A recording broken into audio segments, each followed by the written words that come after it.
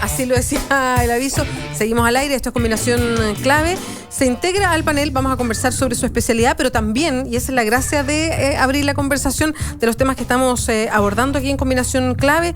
Estamos con el panel, que nos acompañan habitualmente los días jueves, Patricia Morales, es presidenta del PRO, y está Ángela Barraza, que es del periódico El Ciudadano. Hemos estado hablando toda la mañana de política, estamos hablando ahora recién, y Patricia dejaba planteado algo que tiene que ver con este proyecto y que a lo mejor va a ser proyecto frustrado de reelección de límite a la reelección de los parlamentarios, y se une a la conversación Emma de Ramón. Ella es licenciada en Teoría e Historia del Arte de la Universidad de Chile. Ella viene desde el Archivo Nacional a contarnos. Ya hicimos una previa a lo mejor de la conversación con Emma de Ramón, porque nuestra invitada la semana pasada del Archivo Nacional, que nos adelantó lo que iban a mostrar por el Día del Patrimonio, le hacíamos varias preguntas y decía, a lo mejor Emma de Ramón, mi jefa, lo maneja mejor, a propósito de que le empezamos a hacer una serie de preguntas de la conservación de archivos históricos, y que ella había datos que no manejaba y eran súper interesantes, de dónde salían, si se compraban, si costaba restaurarlos, si había una lucha con privados que querían mantener patrimonio histórico, por ejemplo, en su posesión, en fin, la importancia de que en algún lugar se guarden registros históricos para temas, por ejemplo, políticos, para leyes, para casos judiciales, en fin. Emma de Ramón, muchas gracias por acompañarnos. ¿Cómo estás? Hola. Hola, buenos días. Buenos días. Del listado de este inventario que hizo Beatriz Sánchez de nuestra conversación con una funcionaria, no me acuerdo el nombre, pucha, qué lástima. Vino el día jueves de la semana pasada. Karin Pereira. Muchísimas gracias. Estoy en vísperas del Día del Patrimonio y todo. Quiero elegir la cultura del privado en relación a nuestro patrimonio. Si los privados tienen la noción de lo que manejan, lo que tienen ellos, digamos, y de la noción que tienen de que eso nos pertenece en verdad, o la sensación que uno tiene es que nos pertenece a todos, y por lo tanto merece un cuidado especial, y por lo tanto uno tiende a pensar que debiera estar en archivo y no quizás dónde. Claro, yo quisiera destacar en realidad que, bueno, efectivamente, como dijo Karen la semana pasada, nosotros todos los años compramos documentos, tenemos un presupuesto especial para eso, pero también en gran medida el propio archivo se ha hecho con colecciones particulares donadas por personas que toda su vida estuvieron recopilando, juntando papeles. Es típico eso de que a alguien que le gusta la historia, que le gustan las cosas viejas, empieza la tía a regalarle, no sé. A mí, por ejemplo, me regalaron toda la colección del Peneca, que ahí la tengo en la casa, por ejemplo, porque me gustan las cosas viejas, entonces, la Emma, ahí, ya. Y bueno, exactamente así, por ejemplo, la colección de Sergio Fernández Larraín, que es una inmensa colección de documentos chilenos, fue hecha así, también tiene documentación europea, en fin. O sea, hay gente que puede comprar, ¿no es cierto? Y uno incluso en los cachureos, estos coleros que se ponen, muchas veces uno encuentra. Pero también existen estos otros en el fondo que... La feria, perdón, así tal cual. Sí, los coleros. Yo en Valparaíso, por ejemplo, en la feria he encontrado documentos, no del archivo, digamos, sino documentos que han quedado por familias que los han tenido. Y bueno, yo los junto, tendría que decir. Y también hay otras personas en el fondo que de mala forma obtienen estos documentos. Ha habido en varias oportunidades hurtos de documentos en el Archivo Nacional, o hurtos de objetos también, por personas codiciosas en realidad, que no entienden que estos documentos en realidad son de todos, o estas cosas son de todos, y lo lógico es que los veamos todos, tengamos toda la oportunidad de observarlo en un museo, en una biblioteca patrimonial, en el archivo. ¿Qué es lo que se codicia exactamente? Porque me imagino que alguien que comete hurto, en este caso robo derechamente, hay alguien alguien va a receptar esto, digamos. ¿Como mercados internacionales? Mira, claro, yo diría que hay codicias de mucho tipo. Una es que estos documentos y objetos patrimoniales son muy valorados en el mercado, entonces estamos hablando de millones. ¿Qué tipo de documento, perdón, para hacerse una idea? ¿Qué tipo de documento podría valer millones? Claro, millones, en general, firmas de personas notables. O'Higgins hay muchas firmas, por ejemplo, pero hay otras que son mucho más escasas. Una firma de Pedro Valdivia, creo que hay 4 en el mundo. Si alguien encontrara una firma, un papel firmado por Valdivia, por Pedro Valdivia, un coleccionista podría pagar millones porque sería la quinta firma que existiría en el mundo, ¿te fijas? Y de un personaje de ese tipo. En fin, hay documentos que en general toman valor porque nosotros vamos descubriendo qué son, a qué se refieren, quién lo hizo, en qué contexto, y entonces finalmente esos documentos dejan de ser papeles viejos y pasan a tener sentido. Porque yo creo que lo importante acá, chiquillos, que permítanme decirles así, es que en realidad los documentos no son solamente papeles, en realidad los documentos son información. Memoria. Y en cuanto a información son memoria, y en cuanto a memoria son sujetos de formar identidad que es de todos en realidad. Entonces eso es lo más cruel de este tipo de hechos, ¿no es cierto? Que en el fondo nos privan a todos de poder reconstituir un pedacito de nuestra memoria, y con eso perdemos. Así como, no sé, pues cuando se van borrando los píxeles de una foto, ¿no? Vamos borrando pedazos de nuestro recuerdo, como país, como nación. Estamos conversando con la historiadora Emma de Ramón, estamos hablando del Archivo Nacional, nos está entregando más datos respecto a la conservación específicamente de este tipo de documentos. Emma, ¿quién se acerca al Archivo Nacional? Lo hacen, bueno, me imagino estudiantes, en fin, pero la idea es acercarse y de esa manera recoger nuestra propia memoria, entender muchas cosas. Está también el deleite de ver documentos que fueron escritos por Bernardo Higgins, por ejemplo, alguien que uno ve, no sé, cuando lo estudia en el colegio, que digan, mira, sí, fíjate que estudió, sabes que él firmó, él escribió esto, es algo bien impactante. Pero también sirven este tipo de, y no me refiero a eso en específico, pero de lo que guarda el Archivo Nacional para cosas, no sé, para redacción de leyes, para cosas políticas, para cosas judiciales, o sea, tiene que ver también con eso, con algo que uno podría decir, no sé, más práctico o cotidiano. Claro, hay, en el fondo, la vida, los archivos tienen, los documentos tienen un ciclo vital que llamamos nosotros. Hay un momento cuando uno lo escribe y lo envía, por ejemplo, imagínate una carta, tú la escribes y le envías una carta de correo, incluso electrónico, y alguien la recibe y la guarda durante unos días, ¿no es cierto?, porque le sirve de información, por ejemplo, una minuta, algo así, o para recordar, no sé, la carta de amor que le dijeron a uno, ¿no es cierto? Hay un momento en que tiene un uso administrativo, podríamos decir. Luego, cuando ya uno no siente ese amor, por ejemplo, pasa a tener un carácter histórico. Entonces, ya cuando uno ya tiene más canas por aquí, por las sienes, ¿no es cierto? Uno abre la carta, el baúl donde tenía la carta, ¿no? La saca y se acuerda del fulanito, la fulanita. Ah, de veras que yo pololeé con este, y qué sé yo. Y tiene ese valor histórico. ¿Qué estará ahora? ¿Se habrá casado? Exactamente eso. Yo creo que es más fácil cuando uno lo trae como a la realidad de uno, ¿no es cierto? Que se le había olvidado que existía el sujeto en cuestión y de repente se acuerda. Eso, yo te diría que en el fondo tienen estos ciclos vitales. Entonces, por ejemplo, los documentos de conservadores de bienes raíces son documentos que son muy utilizados porque cuando uno quiere vender una casa necesita tener su comprobante de que uno fue el propietario y entonces tiene que ir al archivo, ya sea al archivo del conservador o después de unos años al Archivo Nacional, a buscar su documento. Y entonces gran parte de nuestro trabajo es ese, de tener guardados los documentos que le sirve a la gente, que en el fondo comprueba que tiene un derecho, por ejemplo, que es el derecho de la propiedad práctica, para hacerlo más fácil, más cotidiano. Y perdona, Emma, y es fácil llegar, o sea, lo digo porque muchas veces uno desconoce esta cosa, hasta que no le toca, uno empieza a investigar, ¿dónde puedo averiguar esto? Entonces dice, mira, tienes que ir aquí, qué sé yo. Es fácil la comunicación, llegar, pedir un archivo, entender cómo funciona el sistema. Claro, el archivo es absolutamente libre, de libre acceso, y la gente tiene acceso a toda la información que está ahí. Si estamos hablando, ya que estaban en temas políticos, el tema de la transparencia tiene mucho que ver con el tema de los archivos, porque en la medida en que los documentos están a disposición de la gente puede reclamar, no sé, por una licitación que le pareció que no está bien o lo que sea. En el fondo los archiveros somos uno podría decir, somos como la memoria de un país en el fondo.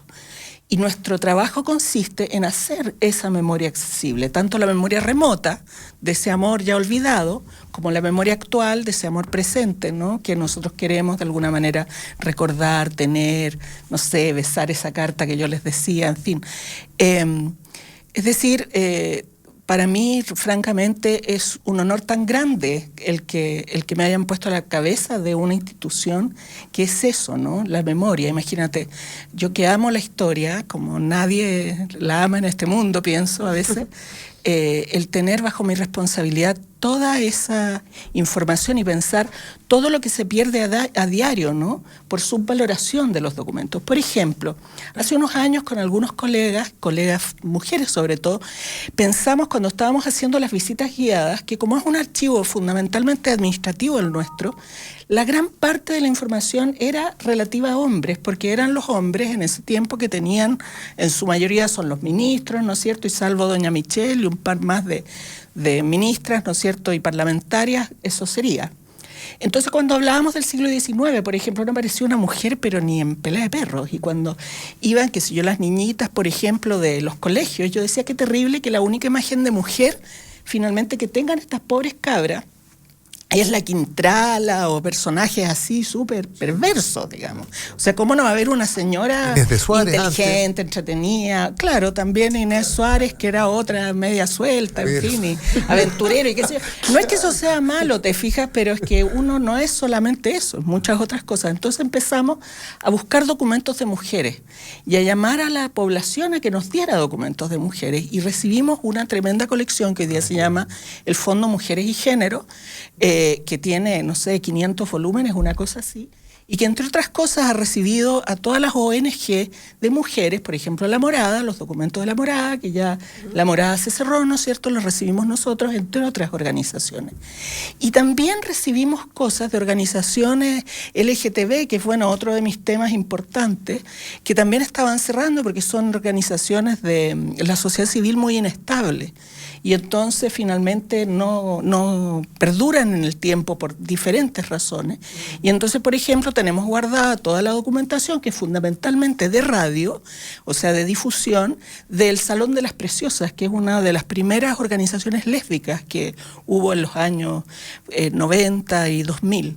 Entonces, a eso me refiero con recuerdo. En el fondo, la posibilidad de que todos podamos recordar una imagen completa de nuestra historia, no solamente a pedazos, no solamente de los políticos o de los militares, como es la historia más oficial que nos cuentan, ¿no es cierto?, sino en realidad toda, la que mete a la señora que va a comprar el pan todos los días, la carta de amor que yo les mencionaba, los recuerdos, por ejemplo. Fíjate que para ese mismo fondo a mí me impresionó tanto que llegó un amigo mío que había comprado una casa y en la bodega, en el entretecho de la casa, encontró algo así como 6 volúmenes de fotografías del señor que antiguamente había tenido esa casa.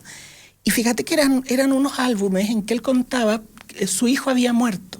Entonces él hacía como una especie de historia en fotografías de toda la historia de su familia, desde que él era joven, cuando conoció a su señora, era un dentista, tenía las flores que le había regalado secas, poemas escritos a la señora, y así uno iba pasando las hojas hasta que llegaba la muerte del hijo con recortes fotográficos. O sea, ¿cómo no va a ser valioso tener la experiencia, en el fondo, de una vida marcada con un dolor tan grande, una vida que parecía ser tan simple, ¿no es cierto?, tan arreglada, hasta que vivía en La Reina? Ponte tú.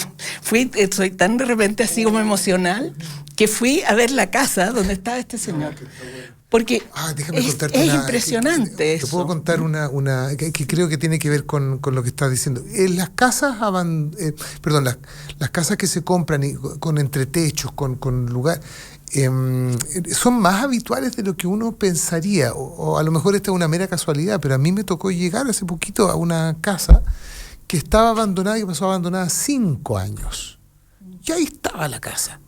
Pero estaba la casa tal y como la dejó la persona el día en que se fue para no volver a esa casa. Era una señora de edad que se fue un día y no volvió. Y los familiares no se preocuparon y pasaron, pero es que 5 años, es decir, tú entrabas, el día en que yo entré debe haber sido el año de 2010, entonces tú abrías la puerta y te sentías entrando a una casa... ¿Llena de polvo? Sarcófago. Exactamente, pero perdón, estaba su ropita en el mueble, estaban efectivamente un montón de efectos personales, estaba la propaganda política de 5 años antes, por lo tanto me encontré con un afiche de Estoy Contigo, el primer gobierno de Michelle Bachelet, Soledad Alvear, habían pasado 5 años y la casa estaba tal cual. Quiero hacerla cortita, no quiero latear, pero es súper importante esto. Había un maestro al que le pedí ayuda. Dije, por favor, usted me puede ayudar en esto. Y se mete, y efectivamente llega a esta casa y empieza a trabajar con una prolijidad impresionante, además de que uno se sentía violando. Como que estabas en la casa de otra persona. Exactamente. Sí. Y me empieza a contar el maestro su historia y dice que trabajaba para bienes nacionales.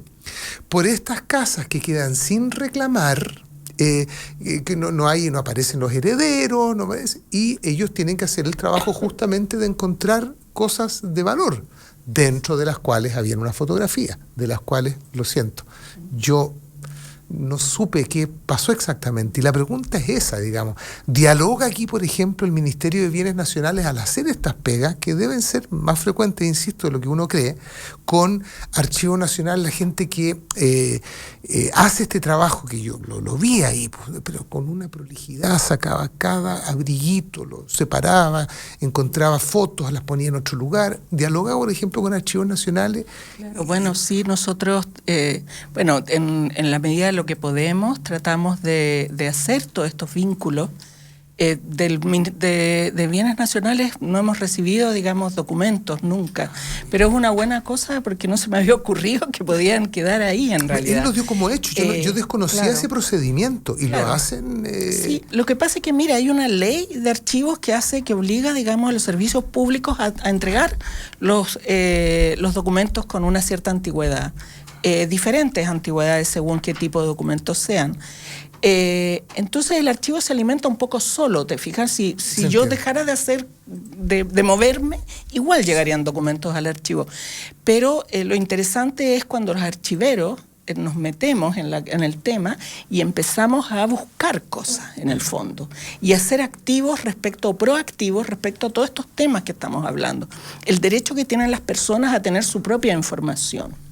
Es ahí donde yo encuentro que mi trabajo se hace entretenido, muy entretenido en realidad. Todos estos temas, por ejemplo, ahora de la digitalización de la información, que es un tremendo tema, un temazo, porque fíjate que nosotros tenemos documentos, como comentaba la Karin, de 1506, y están lo más bien, es un pergamino, o sea, es una especie de tela hecha de cuero, donde está escrito, pero está bien el documento, cuesta leerlo porque la letra es antigua, el lenguaje también es arcaico. Pero fíjate tú que si tú guardas una información en un CD, finalmente tienes 5 años de vida útil del CD. Ponte tú que 10 años en el mejor de los casos si lo guardas bien. Por lo tanto, si uno mira que los archivos en general y todos estos temas patrimoniales miran hacia el futuro, o sea, no a 10, 20 años, miramos a 100, a 200, a 500 años de distancia. Claro, para nosotros es un desastre esto de los sistemas digitales y es un tema que tenemos que trabajar de cómo conservamos la memoria, ya no para nuestros tataranietos, sino quizás que... Pues yo te iba a preguntar a propósito de lo mismo, ya que estabas hablando de las cartas, el género epistolar ha cambiado tanto en términos de soporte, pues ya no es, probablemente es un correo electrónico, hasta un chat una carita en Facebook. Podría llegar a tener un valor y uno se pregunta cuán estable es eso, es la palabra, o cuán será precario, porque uno guarda las cartas, yo todavía tengo cartas, fotos, evidente, pero hoy día la foto se saca con se guarda en una memoria externa, en el mejor de los casos. Que tampoco duran mucho. Que tampoco duran mucho. Entonces, ¿qué debería hacer? ¿Imprimirlo? Hay que estarlas emigrando. Exactamente. Emigrando, así que si tú guardaste hace 10 años un disco externo, lo más probable es que te encuentres con esa foto media borroneada porque se van borrando los píxeles. Ojo que a mí me pasó con mi hijo más chico, tenía en un computador, y nunca lo pasé en una memoria externa tampoco, todas las fotos de él cuando guagua. Y se echó a perder el computador, no tengo fotos de él cuando guagua. Me quedé sin una imagen. Menos mal los abuelos le sacaron y todo lo demás, y por ahí hay algunas, pero muy pocas, en comparación con el resto. Es medio injusto para él porque el más chico entonces mira y me dice, porque yo no tengo y todos mis hermanos tienen todas estas fotos de guagua. No entendió la explicación. Todo, efectivamente. Para mí es un golpe. No, es bien tremendo, pero es que hay que estarlo, y uno se compra estos archivos externos y cree que son para siempre. No, hay que estarlo actualizando permanentemente porque también tienen vidas útiles, y si tú los maltratas, por ejemplo, los dejas al sol o por ahí, duran mucho menos. Entonces, el tema de guardar las cosas es bien interesante. Dionisio, ¿ustedes guardan algo en archivo digital y eso están...? Nosotros tenemos sobre 3 millones de imágenes en digital. Esas en el 3 millones nacional. tienen que estarlas claro, los vamos en servidores y las vamos emigrando, y los lenguajes y todo ese tipo de cosas, vamos trabajando en ellos para actualizarlos, porque también los lenguajes, los programas se dejan de producir. ¿No es mejor imprimir derechamente a la antigua? Es tan absurdo, Álvaro, porque es juntar y juntar papeles, en realidad. Mucho más lógico en estos formatos nuevos que no ocupan ningún espacio. Además, es que ese es un tema, el espacio es un tema. Yo quería acotar una cosa en general respecto de las redes. El Congreso de Estados Unidos creo que compró todos los tweets habidos y por haber en la historia de la humanidad, digamos, de aquí al futuro. Entonces, ya sabemos que todos nuestros Twitter están guardados por lo menos ahí. Oye, yo me vengo enterando. Sí, exactamente, es bien perturbador. Muy perturbador. Es que si no, vamos a estar sin memoria, o no vamos a tener memoria en el futuro. O sea, tiene una justificación. Pero por supuesto. Es que por ahí se va la comunicación, parte y no es importante. por la historia, es por la memoria. Sí. Por lo que sea que vayan a ser nuestros descendientes con eso que nosotros hacemos hoy día. Ellos también tienen derecho a conocerlo, o van a tener el derecho el día que nazcan. Hoy estamos conversando con Emma de Ramón, ella es historiadora, yo la presentaba como del Archivo Nacional, pero ¿tu directora, ese es el cargo así? Claro, la conservadora del Archivo Nacional, es la jefa, digamos. La jefa, me gusta eso, la jefa del Archivo Nacional. No sé decirlo en palabras simples. Emma, nos decían que el próximo 9 de junio es el Día Internacional de los archivos, en el fondo, de este tipo de pega, de este tipo de recinto. Se va a celebrar de alguna manera, y lo quiero conectar con lo siguiente, porque como el otro día hablábamos del Día del Patrimonio, y que fue una oportunidad como para visitar, esto se abre, van, no sé, me imagino colegios, universitarios, ¿de qué manera se pueden hacer visitas guiadas, entender lo que hay, que uno pueda ver ciertos archivos que, como decíamos, que son parte de la historia, de lo que uno lee en los libros de historia, cuando chico, en fin? ¿Cuánto hay de eso hacia la comunidad? Claro, bueno, nosotros hacemos visitas guiadas permanentemente, porque nosotros no somos un museo en realidad. El papel es muy frágil, entonces básicamente nosotros tenemos guardado el papel. Ahora en el Día del Patrimonio mostramos algunos de nuestros tesoros, como este documento que les mencionaba, o el acta de fundación de Santiago, por ejemplo, que nosotros la tenemos, y otras cosas más. Pero sí hacemos visitas guiadas y les vamos explicando cuáles son nuestros documentos y de dónde en el fondo se ha construido nuestra historia, porque en la medida en que existen documentos podemos construir historia. Eso también es muy interesante, porque en el fondo, como en el siglo XIX, por ejemplo, se conservaron mayormente documentos de hombres y de gobierno y militares, esa es la historia finalmente que se puede hacer respecto a esa época. Entonces todo el descubrimiento y rescate de otro tipo de documentos, por ejemplo, todos los que tienen relación con las sociedades mutualistas, que nos permiten incorporar a los obreros a la historia, hablar de ellos, decir lo que pasaba, qué es lo que estaban pidiendo cuando hacían estas grandes huelgas y los terminaban matando, por ejemplo. ¿Quiénes lo mataban? ¿Por qué? ¿Cuáles eran los fundamentos? Todo eso, bueno, nosotros lo tenemos y vamos un poco por tema. Siempre conversamos con el profesor que está a cargo para ver qué es lo que quieren ver, porque, miren, en el archivo histórico hay 8 kilómetros de documentación, 8 kilómetros. Solo en el archivo histórico, en el de la administración hay 26. En Temuco tenemos sobre 3 kilómetros de documentación, que eso incluye todo el tema mapuche, ¿no es cierto?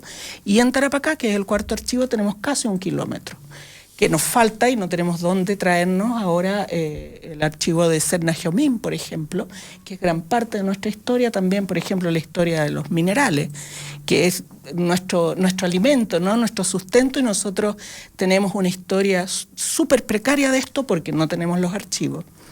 Entonces, bueno, tenemos en el fondo mucho que mostrar y lo vamos haciendo de esa manera. Si alguien quiere hacer una visita, cosa que se meta a nuestro sitio web, archivonacional.cl, y ahí se puede pedir incluso en línea. Pero si alguien está muy lejos, también puede entrar a nuestros documentos a través de la página. Hay formas de llegar a nuestros documentos que están digitalizados, que son fundamentalmente los conservadores de bienes raíces. ¿Está todo digitalizado? Claro, conservadores de bienes raíces hasta lo que va llegando. Lo último que llega es lo que se digitaliza en el año. Y no, hacia atrás, claro, desde 1859, todo que se creó. Por eso yo te decía que son sobre 3 millones de imágenes las que tenemos, y además tenemos algunos fondos que son históricos. Por ejemplo, Jesuitas de América, que fue declarado Memoria del Mundo. Es una categoría parecida a Patrimonio de la Humanidad, pero en papeles, digamos, en documentos. Lo tenemos eso digitalizado también, y cualquiera puede entrar y verlo. Y nuestra idea es seguir trabajando de tal manera de poder dar acceso no solo a esas cosas remotas, sino particularmente a las cosas más actuales. ¿De qué manera ordenamos? Yo digo a mis pollitos, ¿no es cierto? O sea, a los diferentes archivos, ¿no? Y que esa es la idea de celebrar el Día de los Archivos. ¿De qué manera nos ordenamos para poder dar el acceso a todo el mundo, a todo lo que quiera saber, desde el momento mismo que el documento sale del bufete de un ministro o de quien sea?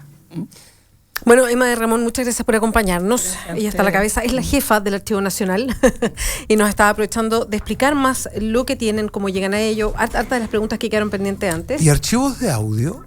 Estaba pensando que esto sería mira, la Biblioteca Nacional está trabajando en un proyecto lindo de archivos de audio. Nosotros todavía no hemos empezado, pero tenemos muchísimo.